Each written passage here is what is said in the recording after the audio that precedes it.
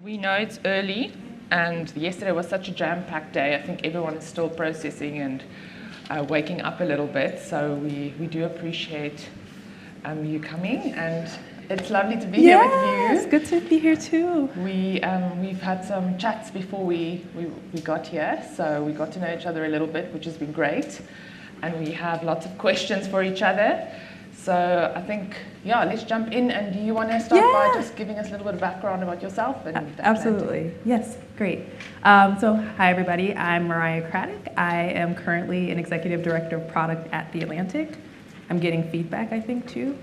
But yeah, so I currently oversee a team at The Atlantic that focuses on monetization and growth. So a lot of what my team is focused on in this current moment, and I'll talk more about this, is about how we can continue to grow our subscription base. We're also thinking about how we better monetize advertising on our platforms. We're thinking about how we better integrate digital events into our experiences. So really thinking about collectively the monetization strategy for The Atlantic through a product lens. And so, work with a team of about the entire product and technology team at The Atlantic is about 50 people, including product managers, engineers, designers, the sort. So I'm excited to have this conversation today. And I think Alet and I were talking before this. In the last session, there were actual psychologists on that panel. Neither one of us, just full disclaimer, are psychologists, but I'm excited to have this conversation to maybe speculate a little bit about why readers pay. Yeah. But how about you? Speculation being the key word. We don't obviously have the answers. If we knew what made people pay, I don't think any of us would be here for answers. So yes, I'm Alet. I work for the Daily Maverick. I've been there for about 3 years now. Before that, I was at Media 24, which I ultimately left. I left in a newsletter and engagement role to join Daily Maverick as head of audience development, where, as you know, it's a bridge role between editorial and the business side, but most of my energy goes into wrangling data and drawing editorial strategies and reader strategies from that to ultimately work people down the funnel to get them to become members of Daily Maverick. Can you talk a little bit more about your membership model and how you guys make money now? Yes, so we have a membership model. We don't have a subscription model or a paywall. So our content is free to read, as many of you would know. The membership model, I guess, works kind of on two premises, and the one is that, first of all, South Africa is a very unequal country, and there are a lot of people who simply can't afford to pay for news, right? And we, in principle, believe that everyone has the right to access quality information and quality journalism. So ultimately, we ask people to support us financially, but voluntarily at the amount that they can afford, to basically subsidize those who can't afford to pay to read news. And so our journalism is free to read for everyone. And then the membership model, as you all would know by now, is a bit of a different psychology to it than a subscription model. If you belong to a membership, it's more of an emotional thing. You know, people who support us financially are, they support a cause, and they support the work that we do. They support journalism as a force for change in South Africa, and they support in the broad.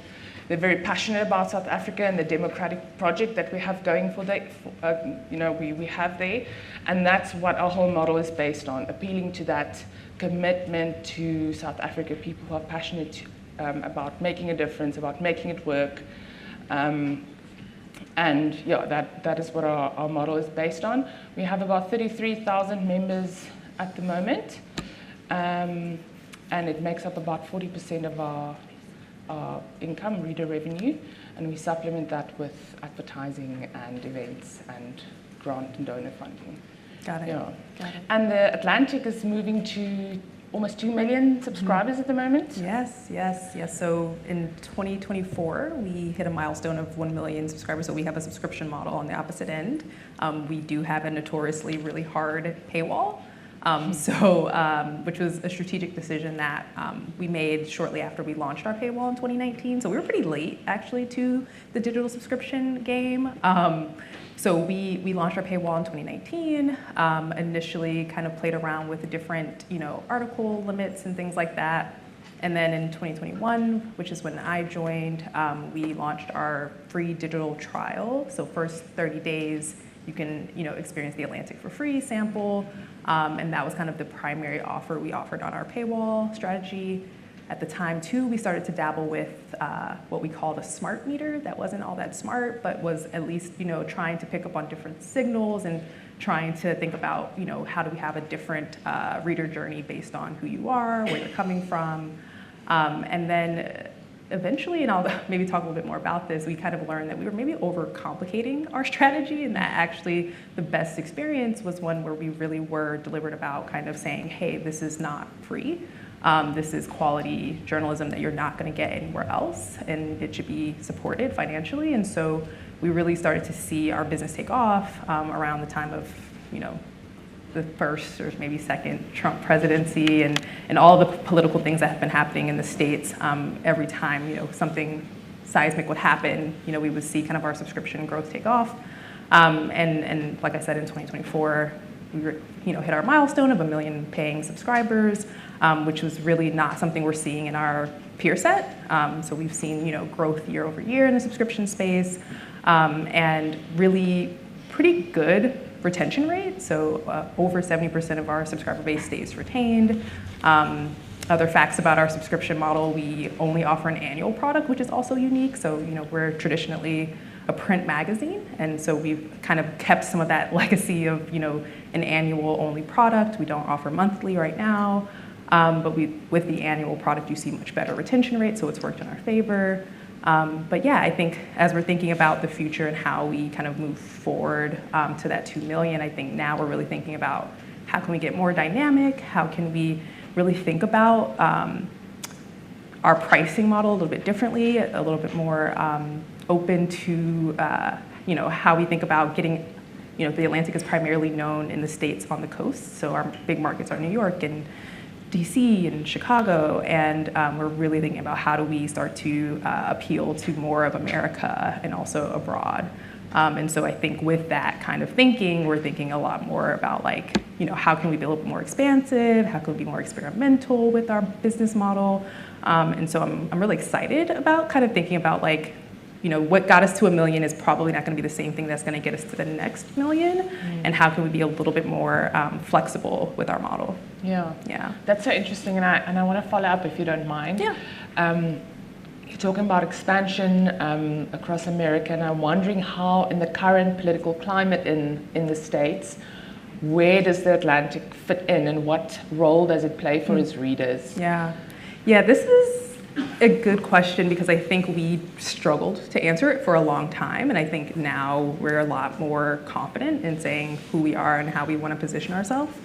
So a lot of our leadership talks about how the Atlantic is not meant to compete in the breaking news space. We are not competing with the New York Times or the Washington Post. We don't have the staff or resourcing, and that's really a crowded kind of game. And so instead, I think the way that our editor-in-chief likes to talk about it is that, we are, we're not quite a newspaper, we're not quite a magazine, but we do want to be part of the daily conversation. And so often, the stories that you're going to find in the Atlantic and the way we try to position ourselves is, in a couple different ways. One is, we are going to give you the context around the news of the day. So you're not just coming here for like, what happened, but like, why is it happening? Different perspectives about why something is happening, right? You're not going to get like all one take. We really try to publish a diversity of perspectives. We're also bringing in writers at the top of their craft. So people often come to The Atlantic because it is a place known for quality writing. And so, we also like to say on the other end of that we're a place where people come to read and really, spend time. We are also notoriously known for like long form journalism, which is very different in this current moment where everything's about, sound bites and TikToks and like short form content. We really are still really leaning into this kind of like lean back, spend time with us, which, is something interesting, especially from the product perspective, how to figure out how to package that and think about like how do we respect the editorial vision, but also meet audiences where they are, which is often short on time and on the go. And so, so I think how we position ourselves has a lot to do with the caliber of the writing, being kind of that, sometimes we say second read, so not necessarily a place you go for the breaking news, but like where you go when you want to understand why something is happening. But also sometimes we just contribute like new conversations and new thoughts because we have these really talented writers who are just thinking about like interesting things or finding out really weird things or, like things that you just don't see anyone talking about, which is also like really fun. So there's like the really like political side that like I think we're most known for, but then there's also a wealth of kind of more cultural commentary and like science articles that we're also really good at, that we're trying to make sure people are aware of. So really exposing more of the breadth as we kind of try to expand, exposing more of the different sides of the Atlantic.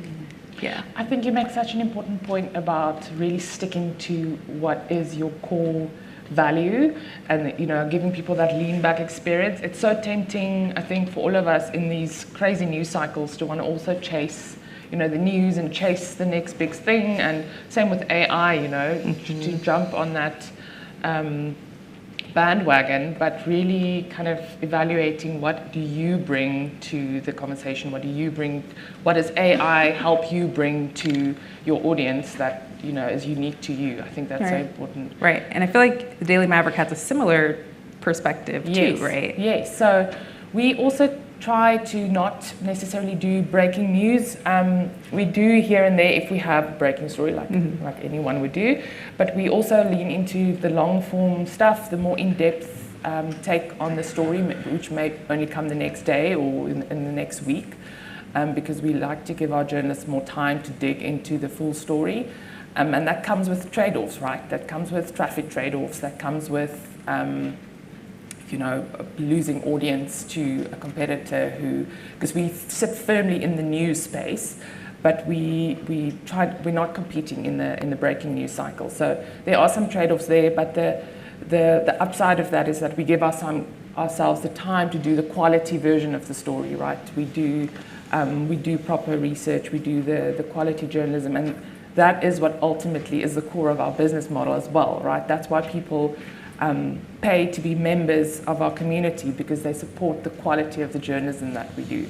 And I think that's such a core theme or a takeaway for me at least, even from this conference, is that regardless of the AI and what it allows you to do, if your core product isn't there and it isn't resonating with your audience, all the gimmicks in the world won't get you there. Yeah. And so that's really what we've been focusing on in the last few months, especially, like pulling back from the madness of the news cycle and really thinking what it is that defines us as Daily Maverick, and how we serve our audience with our journalism. Because as I said, that's ultimately what also feeds our business model. Yeah. I'm curious then on that, like how, right now, do you have a sense of like what are some of the signals or predictive signals that you get from readers that like will potentially lead to them like voluntarily becoming a member? Yeah, so we look at all the standard stuff, engagement metrics, how long people spend on our site, in our stories. We put a lot of effort into audience engagement, directly communicating with our broader audience and asking them for input on our stories, and then creating journalism from that. it's work in progress, but I think we're getting there. And then our biggest signal really is when someone becomes a newsletter subscriber. Our newsletters are really the engine of both our editorial growth and our business growth.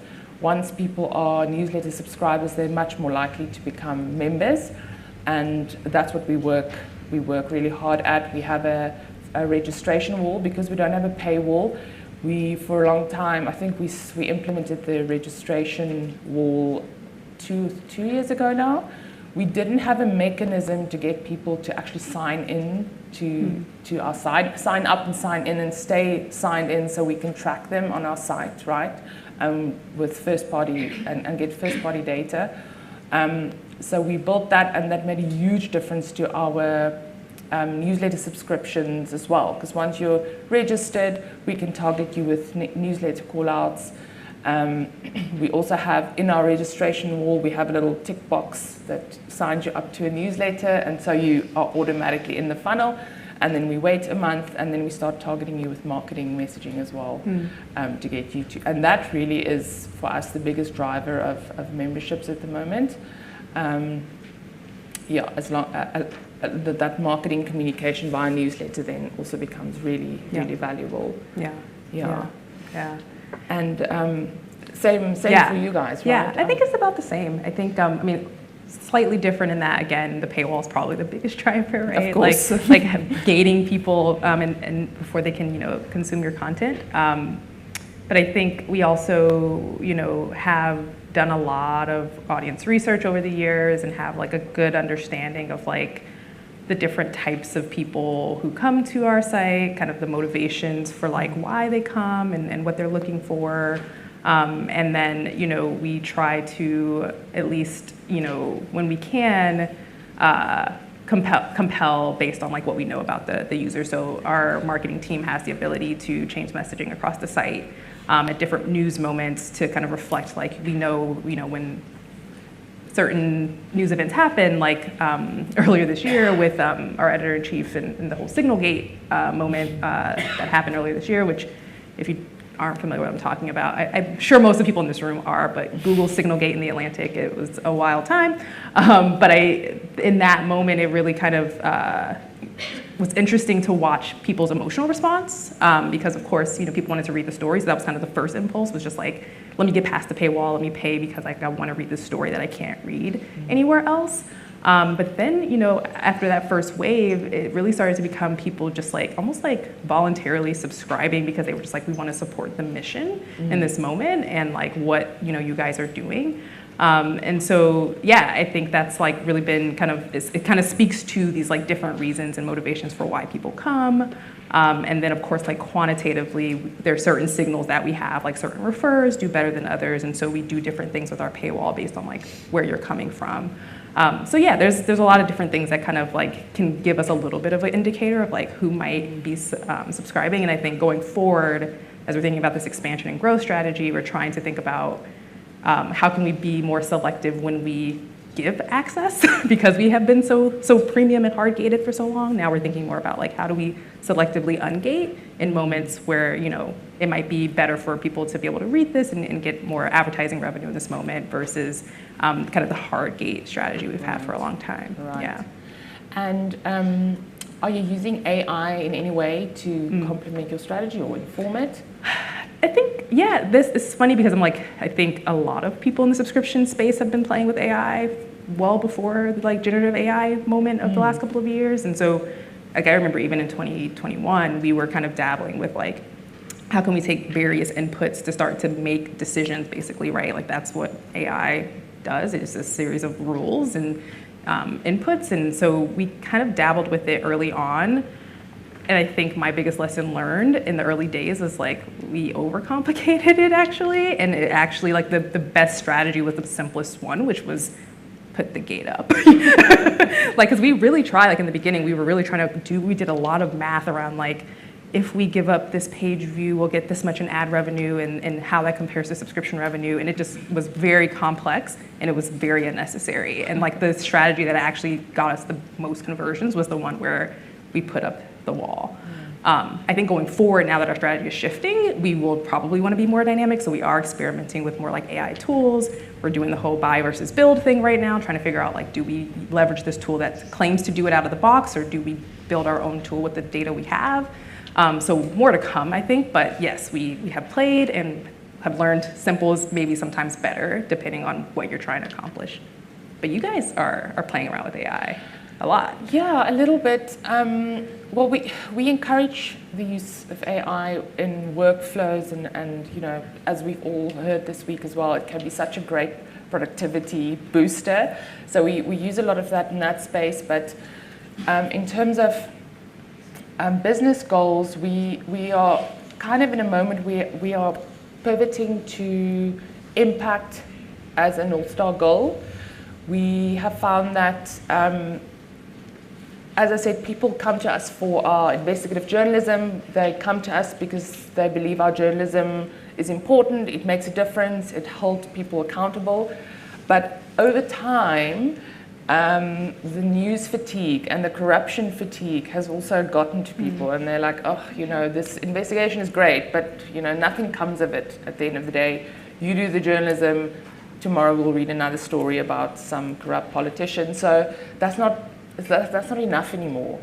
But what we have found is where we demonstrate the impact of our work, that is starting to show returns in people you know, becoming members. So we've built this with the help of this grant from JournalismAI and the Google News Initiative. We've built what we call our impact engine, which is a way for us to track the impact of our work by we vectorized all of our work and some public records that we have access to, and we're able to query this databases to essentially get from it instances where we've been mentioned in public settings, or contextually the tool can recognize that our work has, you know, influenced the conversation or whatever. So we're trying to, it's a really hard thing to track impact. We've been working on it for a couple of years already, but that's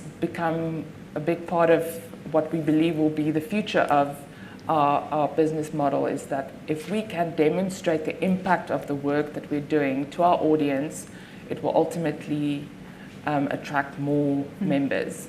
So it's still very experimental.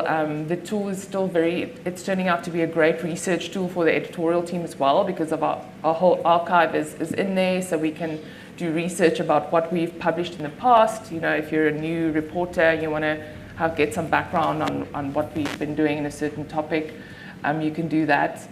But yeah, it's a brave new world. Yeah. We're still experimenting. On that note, Alet, I just want to remind you that we have another 6 minutes if you'd like to take questions. Yes, of course. We have one question on the live stream already.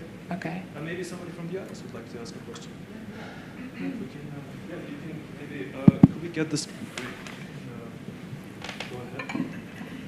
Hi, I'm Alexandra. I'm an independent researcher and a subscriber to The Atlantic, not to Daily Maverick.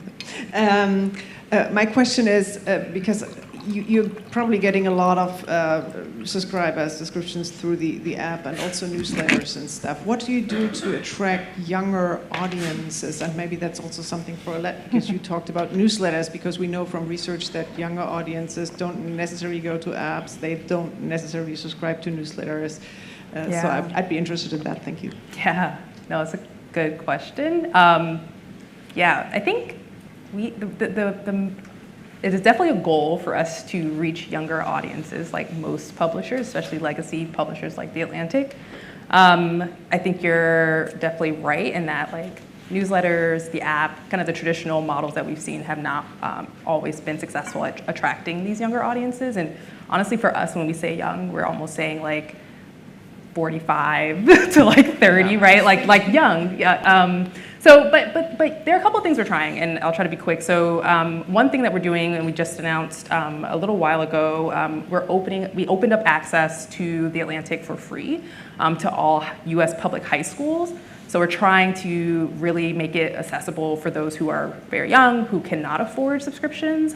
We also have a group subscriptions product that we're offering to universities all over the globe, which does come with some cost, but does again, alleviate the cost on the younger people. And then we also are, as I mentioned, like The Atlantic is kind of really trying to elevate the writers as the face of the brand. And I think we've seen a lot of the research that younger people tend to trust people.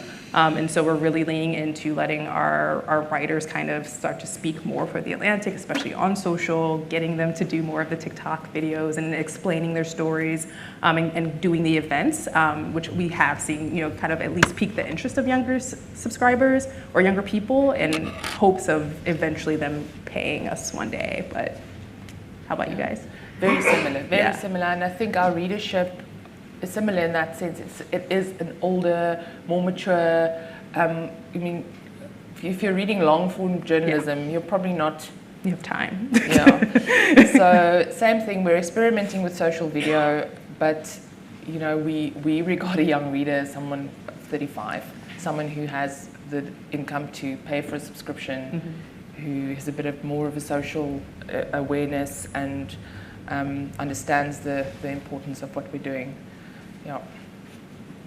Now, I did say that we had a question on the live stream, but the question on the live stream was exactly the same. So we're going to skip the live stream for now. And did anybody else have? I see. Oh, okay, Lakshmi. Thanks. Next slide. My name is Jeremiah, and I run 4 publications in Central Florida. We have 75,000 subscribers, and about 5,000 are paid.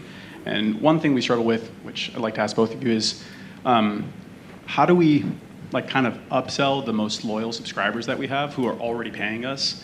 And then at the same time, how do we offer or move people over from those 75,000 into premium without kind of disrespecting the people who are already paying us? Do we offer them, how do you guys address that, basically? How do you upsell or upgrade people who are already paying you? People who are already paying us and see value.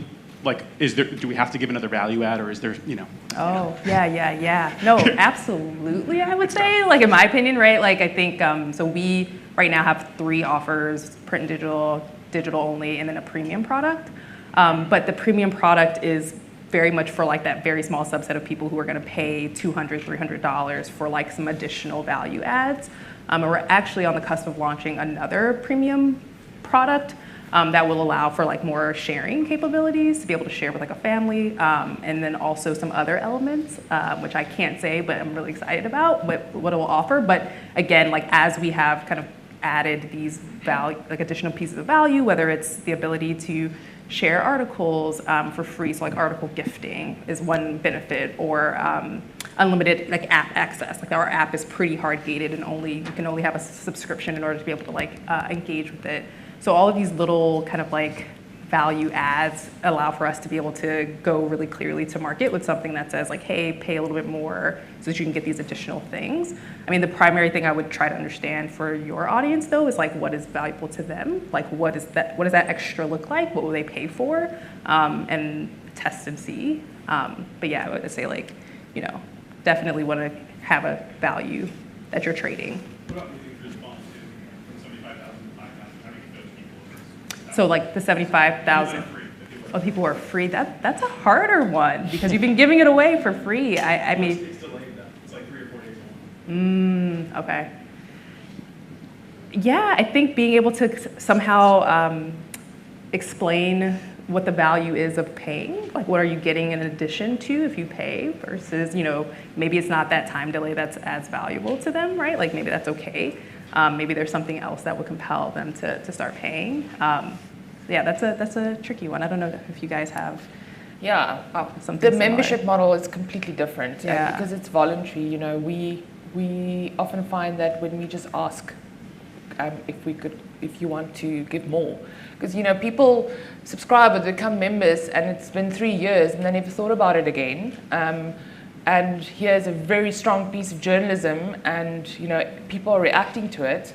And if we put out a call then to say, hey, you've been a member with us for 3 years, would you consider increasing your contribution? That often works incredibly well. But obviously, it's not. We don't do the benefits and the. We do have those, but we find that doesn't work as well. Not as well as if we just ask. Yeah, maybe consider that. We're going to have to wrap up here, but we're only wrapping up the panel. There's still a networking session outside with tea and coffee for a half an hour. I saw quite a few hands around here, so maybe you guys could sure. Yeah. discuss the matter further. And yeah, a round of applause for you guys. Thanks so much. Thank you.